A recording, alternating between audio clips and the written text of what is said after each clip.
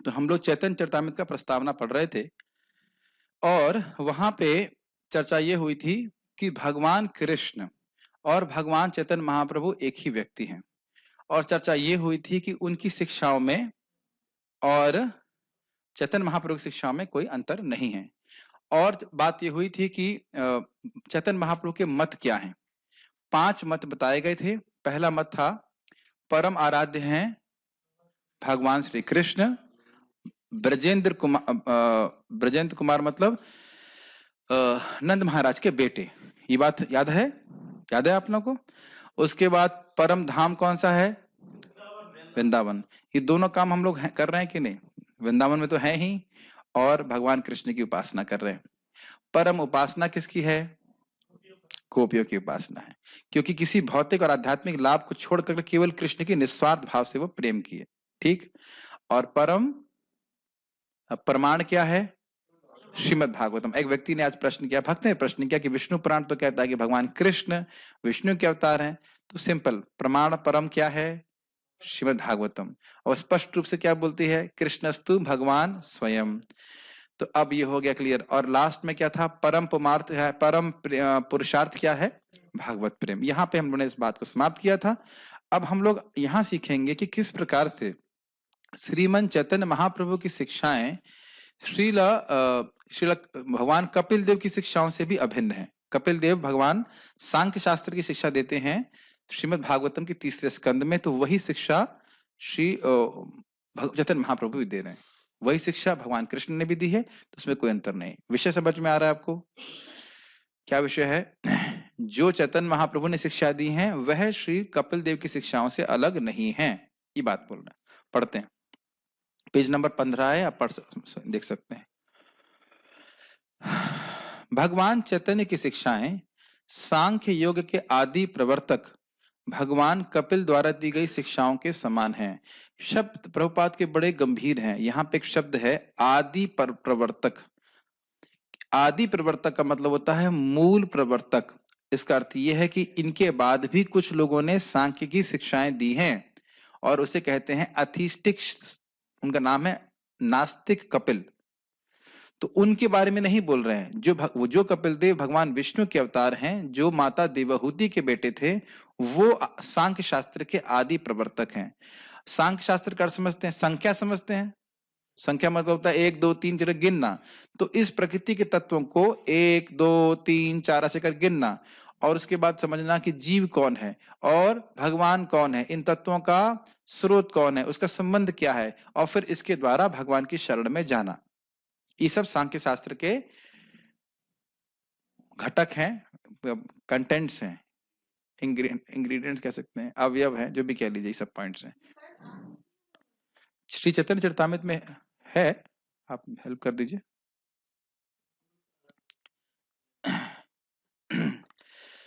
ठीक है, तो ये समझ में आ रहा है सांख्य शास्त्र क्या है। सांख्य शास्त्र का क्या है उद्देश्य? भगवान गीता में क्या बोले? सांख्य योगो पृथक बाला प्रवदंती न पंडिता एकम आप्यम स्थितः सम्यक उभयोर विंदते फलम। सांख्य योग और भक्ति योग की अलग अलग बात नहीं है, क्योंकि सांख्य योग में ढूंढा जाता है कि भगवान कौन है, फिर उनकी शरण में जाते हैं, और भक्ति योग में सीधे भगवान की शरण में जाते हैं। तो कोई इसमें अंतर बिल्कुल नहीं है। यह प्रामाणिक योग पद्धति भगवान के दिव्य रूप का ध्यान करने की शिक्षा देती है। कौन सी प्रामाणिक योग पद्धति? सांख्य योग पद्धति। आप जब शिक्षा पढ़ेंगे 3रे स्कंद में, तो भगवान के रूप का वर्णन कपिल देव करते हैं और बताते हैं किस प्रकार से योगी भगवान के रूप का चिंतन करता है, उससे हृदय के सारे अनर्थ गंदगी साफ हो जाते हैं। ये इसलिए थोड़ा समझने में कठिन हो रहा होगा क्योंकि 3रा स्कंद नहीं पढ़े होंगे शायद। जो पढ़े हैं उसको मैं थोड़ा थोड़ा हिंट दे दे रहा हूँ, आप आगे देख लीजिएगा उसको। इस पूरे चैतन्य चरितामृत में भागवतम, भगवत गीता और अन्य अन्य शास्त्रों का कोटेशन दिया जाएगा। तो कुछ बातें आप लोग को ग्रहण कर पाएंगे, कुछ शायद ग्रहण ना कर पाए, लेकिन फिर भी सुनने से हमारा हृदय पर शुद्ध होता है। किसी शून्य या निराकार का ध्यान करने का प्रश्न ही नहीं उठता। जब योगासन के अभ्यास के बिना ही भगवान विष्णु के दिव्य रूप का ध्यान किया जाता है, तब ऐसा ध्यान पूर्ण समाधि कहलाता है। इसकी बात समझ में आ रही है? ये समझिए, जनरली हम सोचते हैं वो ध्यान लगा रहे, मतलब वो बैठ करके ध्यान कर रहे हैं, और बिल्कुल सही है। लेकिन ध्यान करते करते करते करते हृदय में जब प्रेम उत्पन्न हो गया तो अब प्रेम के प्रभाव से वो चलते फिरते भी भगवान का ही स्मरण करने लगते हैं। अच्छा, अब ये नहीं समझ में आ रहा तो ये बताइए, क्या आप चलते फिरते किसी का स्मरण करते हैं? माता जी लोग, आप समझ में आ रहे हैं इस बात को? क्या चलते फिरते भी आप कुछ लोगों का स्मरण कर पाते हैं? प्रभु जी, while walking and whatever eating anything, can you remember somebody? ये उसके लिए भी ध्यान लगाना पड़ता है। तो ये होते हुए देख रहे हैं कि नहीं परशुराम प्रभु? है कि नहीं? ये देख रहे हैं ना? तो हम देख रहे हैं कि चलते फिरते भगवान का स्मरण अभी नहीं हो पा रहा है। क्यों नहीं हो पा रहा है? क्योंकि भगवत प्रेम अभी प्रकट नहीं हुआ है। तो हरे कृष्ण मंत्र जप करते करते, भागवत श्रवण करते करते, क्या आप लोगों को कभी ऐसा नहीं हुआ कि आप चल रहे हो और गीता और भागवत का श्लोक मन में ना आया हो? मेरी बात समझ में आ रही है? क्या ऐसा कभी नहीं हुआ कि श्रीमद् भागवतम में आपने कुछ सुना हो और बहुत अच्छा लगा हो और आप चलते चलते भी इसको स्मरण कर रहे हैं? अब समझ में आ रही बात? तो इतना भक्ति करते करते करते करते करते कि बस अब भागवत भगवान का रूप नाम रूप चलते चलते भी कृष्ण का स्मरण हो जाए, ये बात समाधि समाधि कही जा रही है। ये समाधि की स्थिति है, जब मन जो है भगवान के नाम रूप चरित्र गुण इत्यादि में बिना ध्यान के बिना प्रयास के ही जाने लग जाए। समझ में आ रहा है? परफेक्शन। और इसी को भगवत गीता में बताया गया, ये बात बोल रहे हैं यहाँ पे। इस प्रकार का ध्यान पूर्ण समाधि होता है। इसकी पुष्टि भगवत गीता के 6 अध्याय के अंत 6.47 में की गई है, जहां भगवान कृष्ण कहते हैं कि सभी योगियों में से सर्वोत्तम योगी वह है जो अपने हृदय में निरंतर भगवान का ध्यान प्रेम तथा भक्ति के साथ करता है। और आप ये समझ लीजिए, ये बात हमने अभी चैतन्य महाप्रभु की शिक्षा में क्या सीखा था? रम्या काजित उपासना व्रजवधु वर्गे न या कल्पिता। गोपियां ऐसे देखने में लग रहा है कि गोबर थाप रही हैं और मक्खन निकाल रही हैं, लेकिन स्मरण किसका हो रहा है? कृष्ण का। आप जानते हैं कि गोपियां माता यशोदा के पास कंप्लेन करने के लिए क्यों आती थी? क्यों आती थी? एक मिनट चेक किया जाए। भगवान की कंप्लेन करने के लिए माता यशोदा के पास गोपियां आती थी, क्यों आती थी? जोर से बोलिए। दर्शन करने के लिए। हाँ, एक बात है। और ये उत्तर मैं और ये एक उत्तर हो सकता है, लेकिन और भी कुछ बहुत सुंदर उत्तर है। हाँ, ये तो पूछ रहे शिकायत करने क्यों आती थी? वो शिकायत करना तो एक बहाना था। कृष्ण कथा, कृष्ण कथा, कृष्ण कथा। और अब देखिए, जब वो कृष्ण के बारे में बोल रही हैं तो कृष्ण सामने खड़े हैं, इनका स्मरण कर रही हैं, उस रूप का स्मरण कर रही हैं। कृष्ण कैसे आते हैं, उसके वो इतना सुंदर उसका शरीर है और उसको शरीर से वो अंग कांति इतनी अद्भुत है कि अंधकार नष्ट हो जाता है। हम बहुत प्रयास करती हैं लेकिन फिर भी छीन लेता है। इन सारी बातों में उन्हें कितना सुख मिल रहा है, क्योंकि भगवत प्रेम से पूरित हैं। ऐसा लग रहा है शिकायत कर रही हैं। वो ये नहीं चाहती माता श्वेता मारे हैं, और माता श्वेता पिटाई भी नहीं करती हैं। वो खाली बोलती है ऐसा करते हो तुम, ऐसा करते हो, ऐसा बोलती है, लेकिन कभी कभी पिटाई नहीं करती। तो बात ये हो रही है, हम खाली बात कर रहे थे कि ऐसा लग रहा है कि वो लोग अपने काम में व्यस्त हैं। दामोदर लीला तो आप जान ही रहे हैं, वो मक्खन मत रही हैं लेकिन कृष्ण की कीर्ति का गुणगान कर रहे हैं। अब समझ में आ रही समाधि की बात? तो ये अर्जुन भी युद्ध कर रहे हैं लेकिन कृष्ण का स्मरण सदा है। मेरी बात समझ रहे हैं? प्रभुपाद इसको इंट्रोडक्शन में गीता के समझाए थे, there has to be a sense of love. भगवान से प्रेम होना चाहिए, तो बाह्य कार्य करते हुए भी वह भगवान का स्मरण कर सकता है। क्लियर समझ में आ रहा है? इसमें कोई दिक्कत तो नहीं है? इसको भगवान अब क्या बता रहे हैं? ये श्लोक प्रभुपाद जी के तात्पर्य में नहीं है, लेकिन मैं श्लोक यहाँ पे रख दिया संस्कृत में ताकि आपको लोग याद हो जाए श्लोक क्या है। योगिनाम अपि सर्वेषाम मद्गतेन अंतरात्मना श्रद्धावान भजते यो माम समे युक्त तमो मतः। योगी नाम अपि सर्वेशाम, गीता क्लास भी आ ही गई। योगी नाम अपि सर्वेशाम, सभी योगियों में, मदगति ना अंतरात्मना, जो अंतर मेरे अपने हृदय में अपने मन में मेरा ही स्मरण करता है। श्रद्धावान भजते यो माम, श्रद्धा से, बड़े श्रद्धा का मतलब बड़ी प्रेम से वो मेरा भजन करता है। समय युक्त तमो मतः, ऐसा योगी सर्वश्रेष्ठ है। आप छठा अध्याय पढ़ेंगे, अगर आप भगवद गीता पढ़ें, तो उसमें भगवान ध्यान योग का वर्णन कर रहे हैं और लास्ट में धम्म से ऐसे कहना हथौड़ा मार दिया, सब खत्म। जो हमेशा मेरा स्मरण कर रहा है प्रेम से, वो सर्वश्रेष्ठ है। न कर्मयोगी, न ज्ञान योगी, न ध्यान योगी, जो सामान्य जगत में भी कार्य करते हुए भी मेरा स्मरण कर सके। लेकिन समझना चाहिए कब होगा, जब हम भगवान के बारे में श्रवण करेंगे। अब मैं विश्वास से कह सकता हूं कि जब करते समय क्या आपको कभी स्मरण नहीं आएगा कि महाप्रभु प्रकाशानंद सरस्वती के सामने हैं? ऐसे कैसे हो सकता है? जब लीला प्रचुर मात्रा में सुनते रहेंगे तो मन में घूमेगी। दिक्कत ये है कि जितने उत्साह से हम भौतिक बातें चर्चा करते हैं, उतने उत्साह से हम गीता का चर्चा नहीं करते। आपने इस जगत में देखा नहीं कि बहुत सारी बातों को चर्चा करने से कुछ रिजल्ट निकलता नहीं है और फिर भी हम करते रहते हैं। मान लो कोई मर गया, उसकी चर्चा करने से क्या फायदा? किसी ने कोई गलत कार्य कर दिया तो कार्य तो हो गया ना, अब उसकी चर्चा करने से क्या फायदा? नहीं फायदा ना, नहीं होता ना। और हम जानते हैं कि उससे हमारा मन दूषित भी होता है, लेकिन उसी पे बार बार विचार मंथन चिंतन करते रहते हैं, तो वही चलेगा मन में। और क्या करेंगे? क्या हम ऐसा नहीं करते हैं? हम बिल्कुल करते हैं। लेकिन महाप्रभु की बहुत अच्छी बात मुझे भागवत की लगती है, शोक मोह भयापह। भगवान की बात सुनते ही एकदम हृदय प्रसन्न होता है, शोक समाप्त होता है, भय समाप्त होता है, मोह समाप्त होता है। लेकिन उसमें हम उत्साह नहीं दिखा रहे हैं, हमें दिखाना चाहिए। धीरे धीरे करके फिर हमें यही समझ में आया कि इसी के द्वारा हृदय में भगवान प्रवेश कर रहे हैं। कैसे होगा? भागवत बोलते ही धौतात्मा पुरुष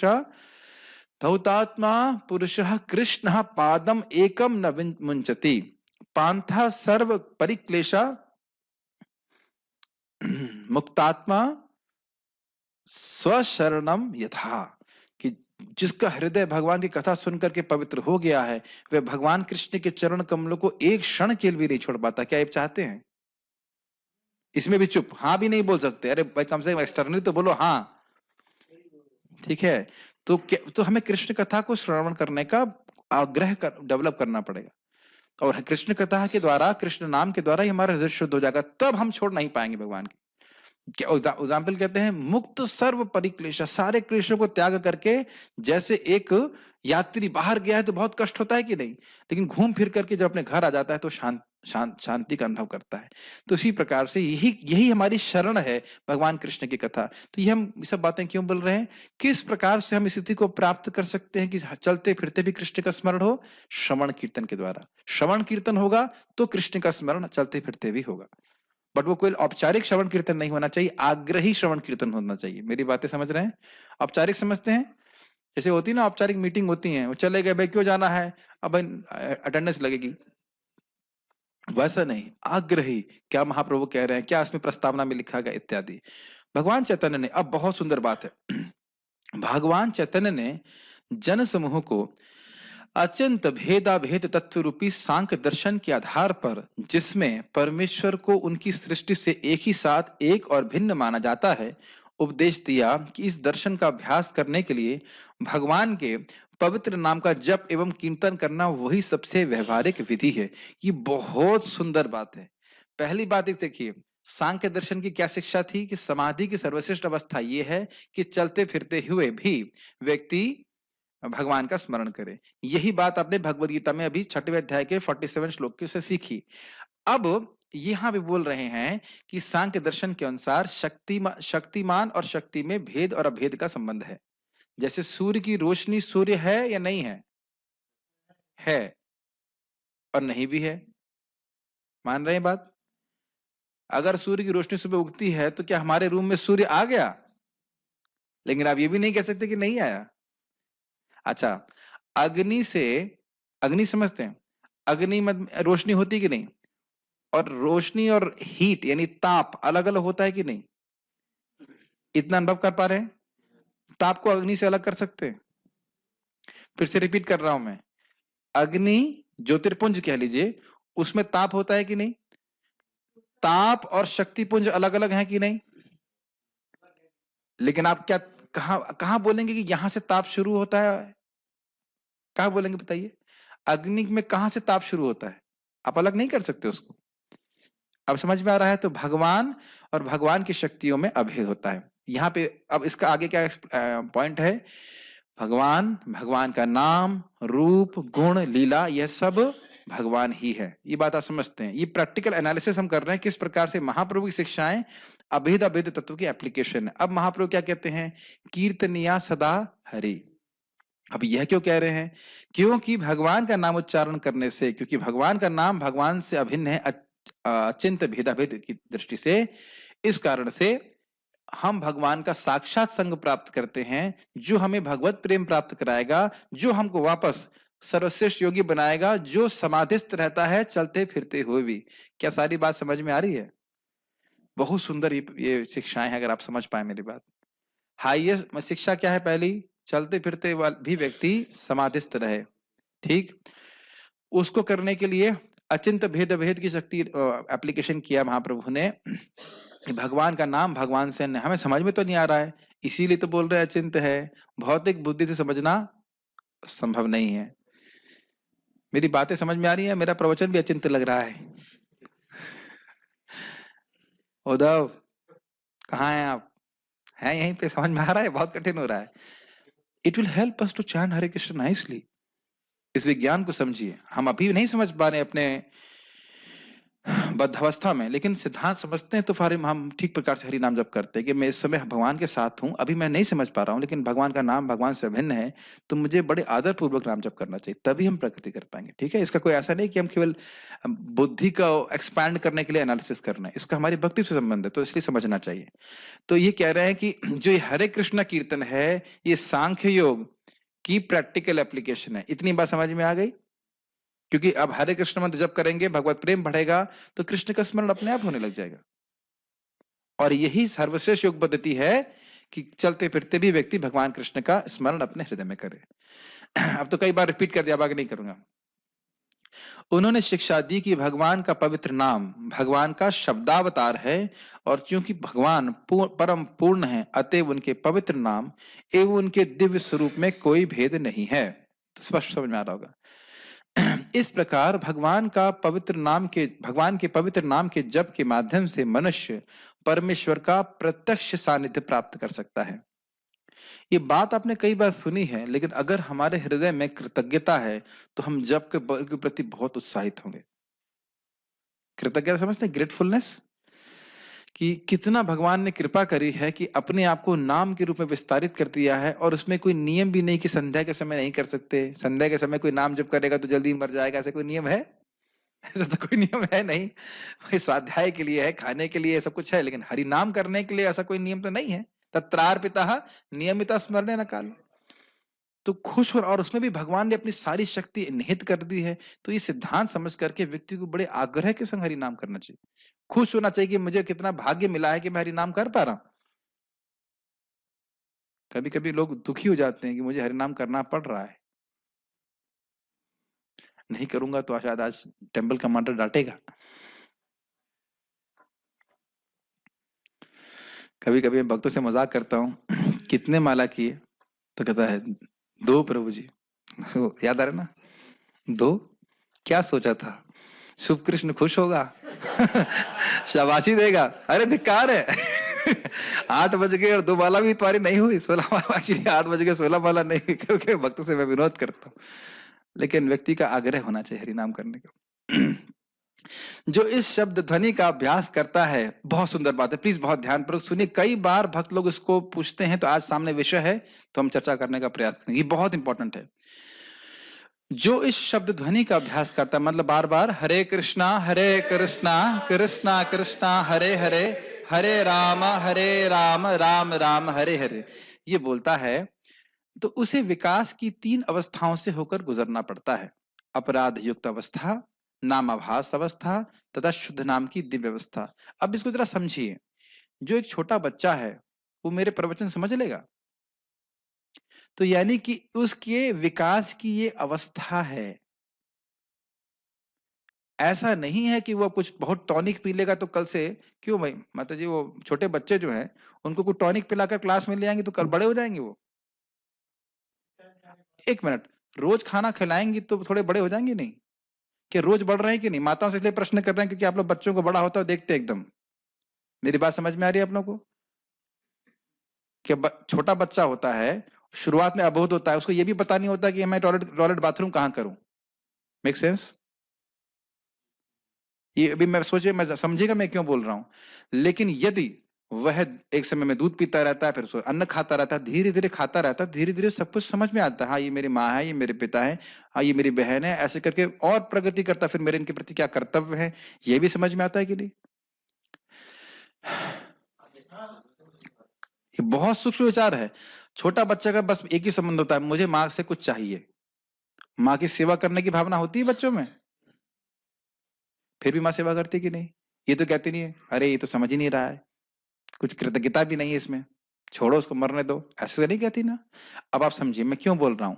अपराध युक्त अवस्था में व्यक्ति भगवान से सोचता है कि बस भगवान से मुझे कुछ प्राप्त करना है, कुछ भौतिक प्राप्त करना है। यह है अपराध युक्त अवस्था नाम जप में। हरे कृष्ण मंत्र जप रहे हैं, लेकिन सोच रहे हैं कुछ भौतिक वजह से प्राप्त करना है। ये उनके अज्ञान की बात है। लेकिन यही हरे कृष्ण मंत्र टॉनिक के रूप में हम जब करते रहेंगे करते रहेंगे करते रहेंगे, तो फिर धीरे धीरे क्या होगा, भौतिक इच्छाएं समाप्त होने लग जाएंगी। इसे कहते हैं नामाभास। समझ में आ रहा है कि नहीं आ रहा है। नामापराध मतलब हरि नाम कर रहे हैं लेकिन कोई भौतिक इच्छा के लिए। ठीक है, इसका अर्थ यह नहीं कि वो नाम जप ना करे, ऐसा नहीं कि किसी और तरीके से इच्छाएं समाप्त होंगी, लेकिन हरे कृष्णा बोलता रहेगा, जब करता रहेगा, भक्तों के संग में आता रहेगा, श्रवण करता रहेगा, तो अब उसकी क्लियरिंग स्टेज आ रही है। क्लियरिंग स्टेज समझ रहे हैं। उसकी इच्छाएं मान लो 1 लाख थी, तो 1 लाख से 10,000, 10,000 से 5,000, 5,000 से 2,000, ऐसे करके, और एक एक करते करते, और उसमें भी और घुसिए, प्रवेश कीजिए, भगवान उसको भोग भी देंगे, लेकिन वह अनुभव करेगा ना, ये सब अच्छा नहीं ना। और भगवान ऐसे भक्तों का संग भी देंगे जो बहुत अच्छे से भक्ति कर रहे हैं, ये नाम के ही प्रभाव से होगा। और तब देखा, अरे ये कितने सुखी हैं। जैसे आपको याद है मैंने बताया था ना, गोपीनाथ पटनायक को चांगा से उतार लिया महाप्रभु ने, कृपा से, उनकी कृपा से, और उसकी सैलरी डबल हो गई। उसने क्या बोला, ये मुझ पे असली कृपा नहीं, असली कृपा किस पे की रही आपने, रामानंद राय जी पे, जिन्हें आपने कृष्ण भक्ति करने के लिए पूरा सुविधा प्रदान करी। ये बहुत अच्छा होगा कि महाप्रभु की लीलाएं आप सुनते रहेंगे तो आपको बहुत सारी शिक्षाएं महाप्रभु की लीला से अपने जीवन में मिलेंगी। नामापराध और नामाभास का अंतर समझ में आ रहा है पीताम्बर प्रभु। नामापराध में क्या करता है वो, नामापराध में क्लास में रहता है तो सुनता नहीं है, क्या कर फिर से रिपीट कर रहा हूँ, भौतिक इच्छाओं के लिए हरे कृष्ण मंत्र करता है। ठीक है, ठीक है, कोई प्रसिद्धि के लिए, या क्या बोले, बहुत सारे हरि नाम करने के बहुत सारे उद्देश्य होते हैं। धन के लिए, धनम जन्म, समझ रहे हैं इस प्रकार से। नामाभास में क्या होगा, नामाभास में एक और इंटरेस्टिंग चीज है कि भले ही वो इच्छाएं हैं, वो उन हैं भी, मान लो तो ना, ये मुझे चाहिए नहीं, आई डोंट वांट दिस, ये अच्छा नहीं है सब चीजें।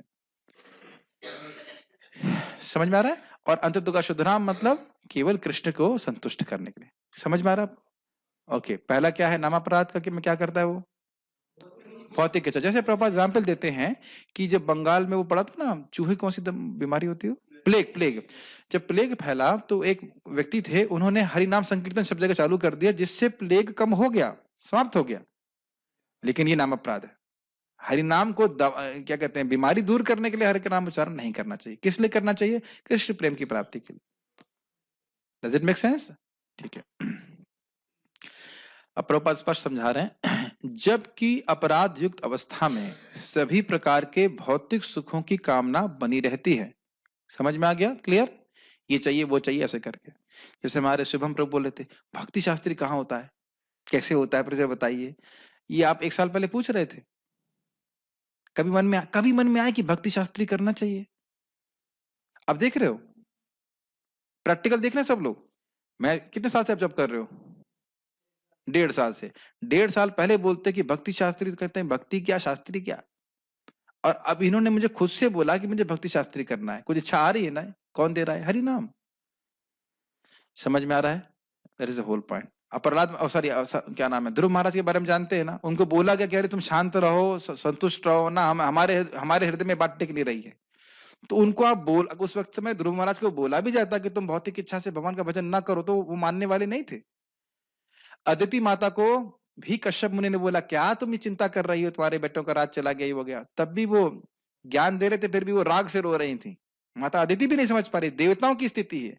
उसके बाद क्या नाम है, दिति माता, वह इंद्र को मारने के लिए भजन कर रही हैं। तो आप देखेंगे घोर से घोर संकल्प वाला व्यक्ति भी भगवान के नाम और उनकी भक्ति से शुद्ध हो जाता है। तो अपराध से युक्त भी कोई व्यक्ति क्यों ना हो, उसे अपराध युक्त होते हुए भी हरि नाम करते रहना चाहिए। नाम अपराध प्रयुक्ता नाम नामानि एव हरन्ति अघम अविश्रांत प्रयुक्तानि तानि एव प्रकरणानि च। जो व्यक्ति नामापराध से पूरा भरा हुआ भी क्यों है, बिल्कुल जबरदस्त तरह से युक्त भी क्यों ना हो, उसको भी नाम जप करना छोड़ना नहीं चाहिए। क्या करना चाहिए नाम अपराध वाले को?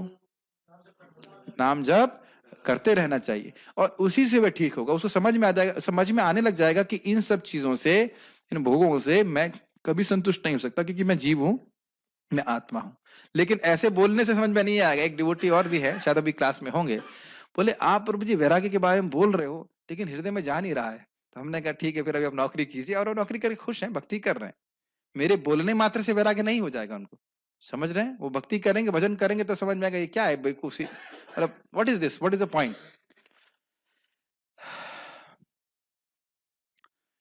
तो जो व्यक्ति अपराध कर रहा है उसको अब क्या बोलेंगे? नाम जप करना छोड़ना मत। गुड, ये सही फीलिंग बात। ये नहीं कि अपराध कर दिया तो अब बस बस तुम्हारा कोई चांस नहीं है, अब अगले जन्म में आना। तो ऐसा नहीं होता, ठीक है? ये क्लियर हो गया? कुछ भी हो, भगवान के चरणों को, भगवान की भक्ति को नहीं छोड़ना चाहिए। और इससे पहले मैं आगे जाऊं, इस बात में एक और कमन चक्रवर्ती पाद का है, बार बार नाम जब क्यों करना चाहिए? जिनके अपराध हैं उनके अपराध क्षीण होते हैं इससे, और जिनके अपराध नहीं है उनका भगवत प्रेम बढ़ता है। क्या दो कारण है बार बार नाम करने के? जिनके अपराध हैं उनके अपराध क्षीण होते हैं, ये हमारी स्थिति है, और जिनके अपराध नहीं है उनका भगवत प्रेम बढ़ता है। और एक दृष्टि से देखें तो भगवत प्रेम ही बढ़ता है, क्योंकि अपराध क्षीण होंगे तो भगवान का प्रेम बढ़ेगा। तो प्रेम बढ़ाने के लिए हरि नाम करते हैं। क्या बात समझ में आ रही है बेटा? में everybody is able to understand this? Uddhav प्रभु, अपराध युक्त अवस्था में अपराध क्यों करना चाहिए? आप तो नाम अपराध कर रहे हैं, आपका मतलब वो व्यक्ति कर रहा है, क्यों करना चाहिए? आपका नाम उद्धव है, आप बताओ। अभी क्या बोला मैंने? अपराध कोई कर रहा है, नाम अपराध कर रहा है, तो उसे क्यों नाम जप करना चाहिए? तो नाम अपराध कर रहा है। श्रीनाथ जी, क्यों क्यों क्यों जप करना चाहिए? मैंने उत्तर ही दे दिया। नाम अपराध करने वाले को जब क्यों करना चाहिए? उसे तो अपराध हो रहा है। यस। और जिसका कोई अपराध नहीं है उसे क्यों करना चाहिए परशुराम? जिसका कोई अपराध नहीं है। अब मेरा तो नाम अपराध नहीं हो रहा, अब मुझे नाम करने की क्या जरूरत है? अब मैं नहीं कह रहा हूं कि मेरा नहीं हो रहा है, मतलब जिस व्यक्ति का नहीं हो रहा है, जिस व्यक्ति का अपराध नहीं हो रहा है, उसको नाम जप करने की क्या जरूरत है परशुराम? तो भगवान के प्रति प्रेम बढ़ेगा और सुख होएगा। और एग्जाम्पल समझ लो, जब बुखार होता है तो खाना अच्छा नहीं लगता ना, तो खाना क्यों खाते हो? ताकि पुष्ट ही हो, बीमारी सही हो जाए। उसके बाद खाना क्यों खाते हैं? क्योंकि अच्छा लगता है। यस, और पुष्टि होती है। सिंपल सी बात है कि नहीं? ये बात है, ठीक है? समझ में आ गया अपराध वाली बात? ठीक है। किंतु दूसरी अवस्था में समस्त भौतिक कलमश से छुटकारा मिल जाता है। दूसरी अवस्था हो गई नामाभास की, वो अब शुद्ध होना चालू हो गया। नामाभास हो गया मतलब जैसे सूर्य उगता है ना हल्का सा, तो अंधकार नष्ट हो जाता है ना। उगा भी नहीं है, पहली किरण आती है तो नष्ट हो जाता है सारा कुछ। नामाभास अवस्था है, उसमें अब आपको देखेंगे कि भोग वोग अच्छे नहीं लगते, भगवान की बातें अच्छी लगती हैं, बातें समझ में आती, ये सब होता है। इसीलिए मैं भक्तों को बोलता हूँ कि भगवान का नाम जब सुबह बहुत बढ़िया से कीजिए। आज एक भक्त हमारे विजय प्रभु बोले, प्रभु जी कल मुझे बहुत अच्छा जप लगा, और मेरे को अच्छा लगा, मेरी इच्छा हो कि मैं 16 माला से एक्स्ट्रा करूं। मुझे बहुत प्रसन्नता हुई।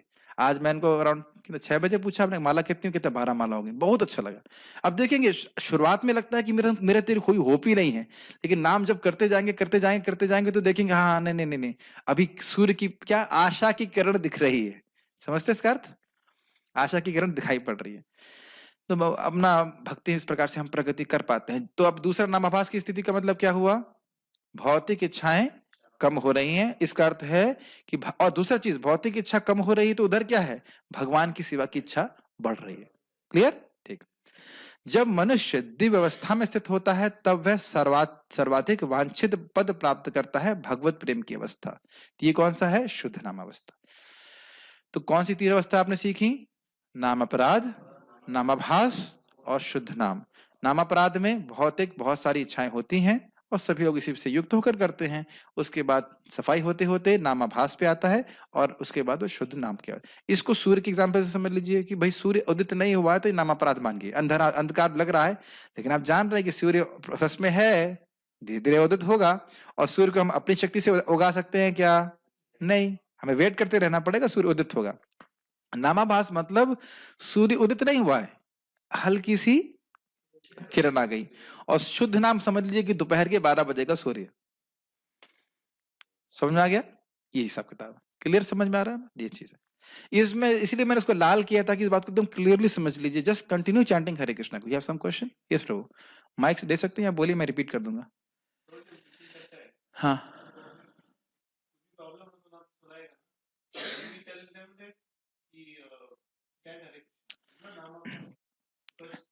अच्छा, बहुत अच्छा प्रश्न किया कि मान लीजिए कोई किसी को परेशानी है, प्रचार करते हैं, उसका मान लो मन जो है वो बहुत परेशान है, तो कहा उसे उसे आप बोलेंगे कि आप चलो chant Hare Krishna, you will be happy. That's good, that's good. Yes, ये प्रश्न का बड़ा सूक्ष्म है, सूक्ष्म समझ में आया। हम कह रहे हैं कि नामापराध है, भौतिक इच्छाओं से जप करना नामापराध है। परफेक्ट, कोई दिक्कत नहीं है। हमारे सामने कोई व्यक्ति आया कि भाई मेरी पत्नी से मतलब उसकी पत्नी से उसकी झगड़ा हो चुका है और वह बहुत परेशान है, क्या करूं? तो आप क्या कहेंगे? चरण हरे कृष्णा। तो अभी पत्नी से झगड़ा हो गया है तो हरे कृष्णा करना, ये कोई हरे कृष्णा क्या सॉल्व करने के लिए है?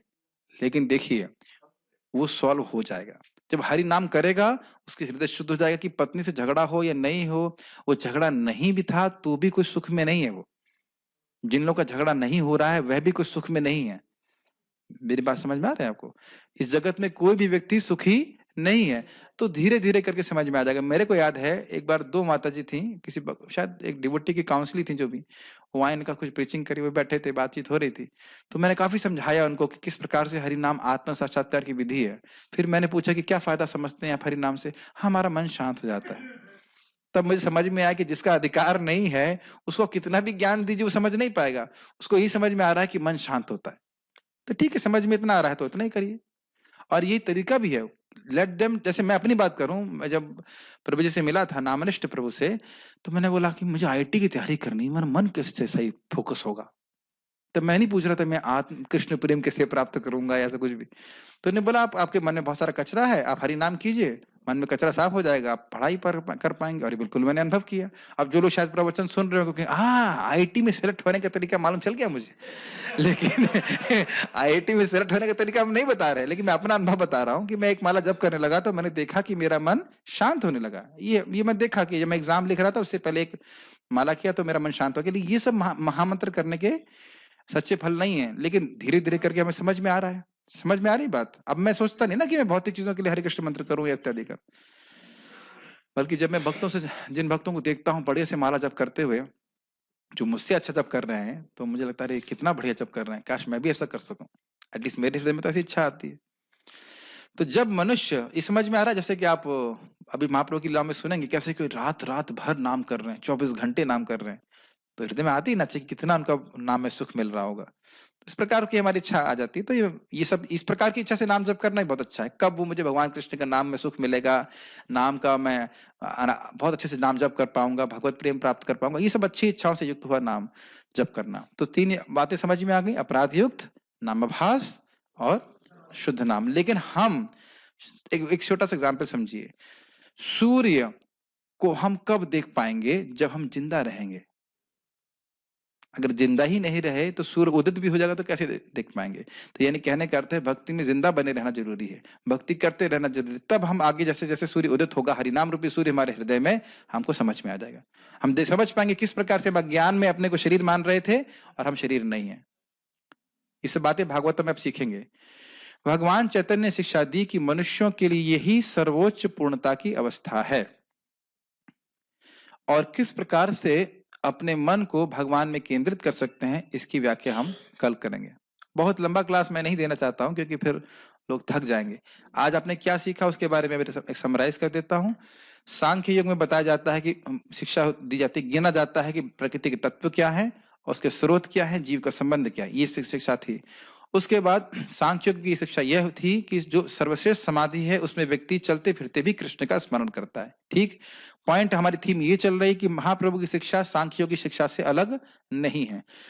भगवत गीता की बात हमने सीखी थी, योगी नाम अपनी सर्वेशाम श्लोका, जिसमें उस योगी के बारे में बोलते हैं कि हर समय जो भगवान का स्मरण कर रहा है, ये भी ठीक समझ में आया। उसके बाद हमने सीखा कि अचिंत्य भेद भेद तत्व के अनुसार भगवान का नाम रूप गुण लीला भगवान ही है, और ये सांख्य का प्रैक्टिकल एप्लीकेशन है, क्योंकि इसके द्वारा हम भगवान की शक्तियों के संपर्क में आते हैं, बेसिकली भगवान के संपर्क में आते हैं। और फिर हमने नाम के बारे में सीखा कि नाम से संपर्क के 3 प्रकार की अवस्थाएं हैं, नामाभास, नामापराध और शुद्ध नाम। नामाभास में व्यक्ति भौतिक इच्छाओं के लिए करता है, नामापराध में उसकी इच्छाएं कम होती जाती हैं, सॉरी नामाभास में इच्छाएं कम होती जाती हैं, और शुद्ध नाम की अवस्था में वह नाम जब करता है तो भगवान का प्रेमी बन जाता है। एक प्रोसीजर को बताया गया। अब ये सब क्यों बता रहे हैं कि जिस व्यक्ति को भगवत प्रेम प्राप्त हो जाता है वह चलते फिरते उठते बैठते भी भगवान का स्मरण कर सकता है। यहां तक की बात हुई थी। अब आप आगे की शिक्षा में बात आएगा कि किस प्रकार से योग का उद्देश्य मन को नियंत्रित करना, और किस प्रकार से भक्ति में मन को नियंत्रित करने की बहुत सहज प्रक्रियाएं हैं। उसकी व्याख्या अगर महाप्रभु ने चाहा तो हम कल करेंगे। कुछ प्रश्न है किसी का तो मैं देख सकता हूँ। ओके, एक मिनट, कहाँ है? कृष्ण भगवान के दर्शन हेतु, ये पता नहीं क्या प्रश्न, संकीर्तन के लिए पता नहीं। पुराण और भागवतम जब एक व्यक्ति बोले हैं तो कहीं तो भगवान विष्णु को श्रेष्ठ बता रहे हैं और कहीं भगवान कृष्ण को। बिल्कुल सही कह रहे हैं आप। तो देखिए, कहीं कहीं की बात नहीं है। श्रीमद् भागवतम प्रमाणममलम प्रेमापुमार्थो महान, श्रीमद् भागवतम एकदम क्लियर कर देती है, और इसी को आप सुनते रहेंगे तो स्पष्ट समझ में आएगा कि कृष्ण एता चांस कलापंसः कृष्णस्तु भगवान स्वयं। और उसको बहुत चैतन्य चरितामृत में भी और श्रीमद् भागवतम में भी बहुत स्पष्ट रूप से आपको समझ में आएगा। इस श्लोक की बहुत सुंदर व्याख्या चैतन्य चरितामृत में की गई है। जब उसको पढ़ाएंगे तो समझ में आएगा। उसमें सब्जेक्ट और प्रेडिकेट ऐसे करके बहुत बहुत युक्तिपूर्ण तरीके से समझाया। मैं यहाँ पे पढ़ा चुका हूँ उस बात को, फिर से वहां पे समझाऊंगा। लेकिन इसमें बड़ा सिंपल सी बात है। भागवत में भी विष्णु भगवान के अवतारों का वर्णन हुआ। अवतार ही संख्याये हरे सत्व गुणे निधि। तो इसमें बोल रहे हैं कि जितने भी जो भगवान विष्णु उनके असंख्य अवतार हैं। जैसे कि एक सरोवर से बहुत सारी कुल्लिया मतलब नदियां निकलती हैं, ठीक है। एक अक्षय सरोवर है जिससे बहुत सारी नदियां निकलती हैं। उस प्रकार से भगवान के बहुत सारे अवतार हैं, ठीक है। और उसके बाद वो कहते हैं ये शुरुआत में बोलते हैं, फिर एंड में बोलते हैं सारे अवतारों का वर्णन करके कि एते चांसा कला पुंसः कृष्णस्तु भगवान स्वयं। बहुत ध्यानपूर्वक सुनिए, एते चांसः कला पुंसः, ये जितने भी अवतार हैं वह सब भगवान विष्णु की कला है या उनके अंश हैं। ये पुंसः मतलब भगवान महाविष्णु या गर्भोदक कश्यप जो भी कह लीजिए। लेकिन कृष्णस्तु भगवान स्वयं, आपको याद है ना, बट बोला था, बट हाँ, इसलिए नहीं, लेकिन कृष्णस्तु भगवान स्वयं, कृष्ण स्वयं भगवान है, अर्थात वह भगवान विष्णु के अवतार नहीं है, वह अवतारी हैं, वह अंशी हैं। सारे जितने भी अवतार हैं उनके ही अंश हैं। और इसको हमने वहां पे सब व्याख्या करी थी कि यह श्लोक श्रीमद् भागवतम का परिभाषा सूत्र है। जैसे एक रूम में एक दीपक एक स्थान में रखा रहता है और पूरे रूम को आलोकित करता है कि नहीं, समझ में आ रहा है। उसी प्रकार से ये श्लोक एक जगह रखा है भागवतम में, लेकिन पूरे भागवत शास्त्र को उसी के आलोक में समझना होगा। कृष्ण भगवान विष्णु के अवतार नहीं है, कृष्ण विष्णु भगवान कृष्ण के ही अंश हैं भगवान विष्णु। ये बात समझ में आ गई। तो इसलिए श्रीमद् भागवतम को ही प्रमाण समझना चाहिए। भक्ति शास्त्री क्या है, अब ये ठीक है, उसका एडवर्टाइजमेंट हम नहीं करना चाहते। सूर्य नमस्कार के बारे में पूछ रहे हैं। अरे भाई, सूर्य नमस्कार के बारे में अभी मत पूछिए। कभी कभी हम डर के मारे हरे कृष्णा बोलने लगते हैं, क्या ये नाम अपराध है? क्योंकि हमें डर मिटाने के लिए नाम लिया जाता है। बहुत अच्छा प्रश्न किया है। आपन्नः संस्कृतिम घोराम यन नाम विवशो गृणन ततो सद्य विमुच्येता यद विभेति स्वयं भयम।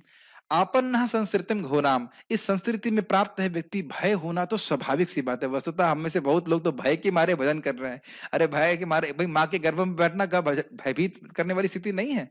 दोबारा जन्म लेना कितना कष्टकारी है, और पाप तो होते ही है। अरे पाप हो गया, अरे बाप रे पाप हो गया, क्या करूं हरे कृष्णा है कि नहीं? तो इस जगत में कौन ऐसा व्यक्ति है जो पाप नहीं है, और अल्टीमेटली टेम्पल कमांडर का डर तो होता ही है तो इस प्रकार से भय से हम लोग बहुत सारे लोग शायद भय से कर रहे हो, लेकिन वो भी कोई दिक्कत नहीं। भगवान की भक्ति किसी तरह से भी की जाए अच्छा है, लेकिन कम से कम कर्तव्य बुद्धि से करना चाहिए। जनरली धर्मों में भगवान को डरावने व्यक्ति की तरह दिखाया जाता है, डंडा लेके पिटाई करेंगे। लेकिन श्रीमद् भागवतम में इसका वर्णन है किस प्रकार से कृष्ण बहुत प्रेम, बहुत ही मृदु स्वभाव के भगवान है कि नहीं? भक्त से गलती भी हो जाती है तो भी भगवान नहीं देखते। इंद्र से गलती हुई थी ना, कितनी बड़ी गलती हुई थी। सोचिए, यंद नशोदा और नंद महाराज श्रीमती राधा रानी को मारने का प्रयास कर रहे थे कि नहीं? आप कल्पना कर सकते हैं कितना बड़ा अपराध होगा? कल्पना कर सकते हैं आप? कल्पना भी नहीं कर सकते, लेकिन फिर भी भगवान उनको क्षमा कर दिए। कहिए कि नहीं किए? मैं ये नहीं कह रहा हूं कि वैष्णव अपराध कीजिए, मैं ये नहीं कह रहा हूं। मैं बोल रहा हूं कि भगवान क्षमाशील है, क्योंकि इंद्र उनकी सेवक है। भाई कुछ प्रमादवश कुछ गलती कर रहे थे, इस प्रकार से अजामिल की रक्षा की है कि नहीं? तो इस प्रकार से अगर भयभीत होकर भी भगवान की भजन कर रहा है तो भी बहुत अच्छा है। लेकिन अब धीरे धीरे समझ में आएगा कि हरि नाम जप करने से सारे भय अपने ही निवृत्त हो जाते हैं, उसके हृदय में कोई भय रहता नहीं है। ठीक है